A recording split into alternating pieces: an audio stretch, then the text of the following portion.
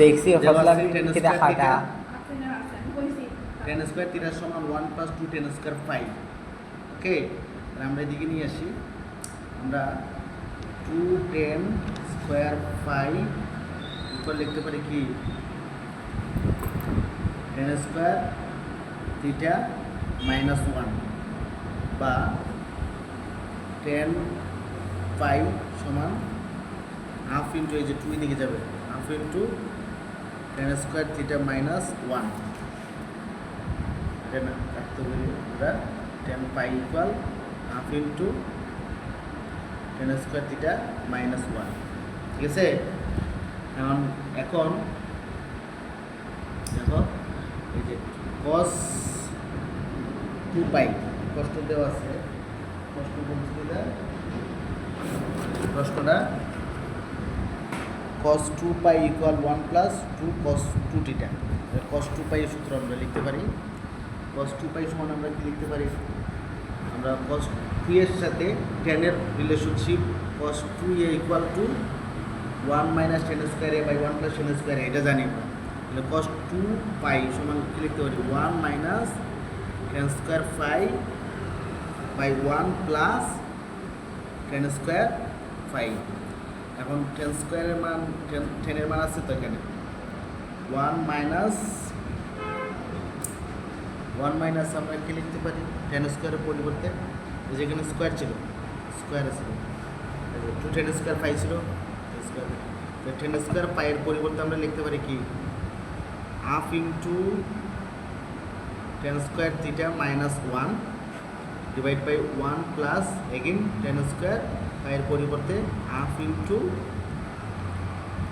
tan square theta minus 1 এখন আমরা half দিয়ে কি করি গুণ দিয়ে দেই 1 minus half into tan square theta 1 এর সাথে হাফ গুণ দিলে লিখব এখানে দেখো মাইনাস আছে আগে মাইনাসে মাইনাসে প্লাস তাহলে লিখব প্লাস হাফ ওকে নাও 1 plus half into tan square theta plus মাইনাসে মাইনাস হাফ ইকুয়াল এখানে দেখো হাফ 1 প্লাস হাফ লিখবে 1 plus half minus half into tan square theta again 1 minus half plus half into tan square theta এখন 1 plus half হিসাব করলে 3/2 minus 1/2 tan square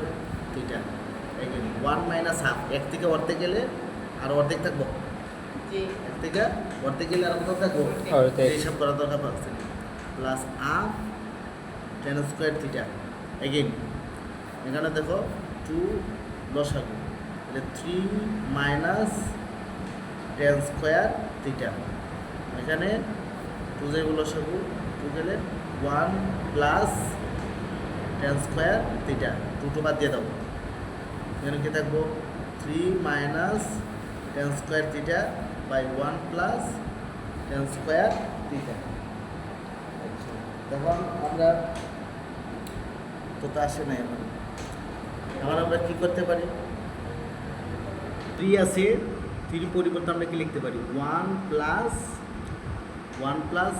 এখানে আবার tan square আছে তাহলে আমরা 1 প্লাস tan স্কয়ার থিটা এটা দেখে নিচেটা দেখার পরে